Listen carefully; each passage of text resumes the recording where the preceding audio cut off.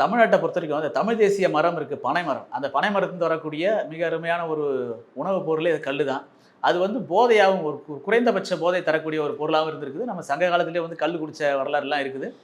கல்லும் பார்த்தீங்கன்னா முன்னாடி தமிழ்நாட்டில் வந்து புழங்கிட்டு இருந்தது. அதுக்கப்புறம் வந்து நான் மது ஒழிக்கிறேன் அப்படின்னு சொல்லிட்டு கல்லை தடைப்படுத்துகிறாங்க.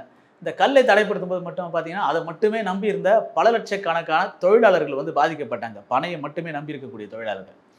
சரி, இதெல்லாம் நான் ஸ்டாப் பண்ணுறாங்களே, ஒருவேளை இவங்க ரொம்ப நல்லவங்களா இருப்பாங்களோ, ஒருவேளை தமிழ்நாடு மக்கள் மேலே இவ்வளோ அக்கறை இருக்குமோ அப்படின்னு நினைக்கும்போது, இந்த லட்சக்கணக்கான மக்கள் 10 லட்சம் 16 லட்சம் மக்களுக்கு மேலே நம்பி இருந்த கல் தொழிலை, பனை தொழிலை வந்து தூக்கி ஓரம் தட்டிட்டு திடீர்னு பார்த்தா ஒரு 7 8 சாராய கடைக்கு மட்டும் அனுமதி கொடுத்துருக்காங்க. இந்த சாராய ஆலைக்கு மட்டும்.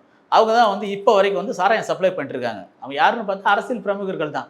இப்போ அந்த 7 8 பேர் சம்பாதிக்கிறதுக்காக, அரசியல் பிரமுகர்கள் சம்பாதிக்கிறதுக்காக வந்து பல லட்சம் குடும்பங்களை வந்து நடுத்தெருவில் நிற்குது. இந்த பனை மரங்களை மட்டுமே இருக்கக்கூடிய நம்பி இருக்கக்கூடிய தொழிலாளர்கள்.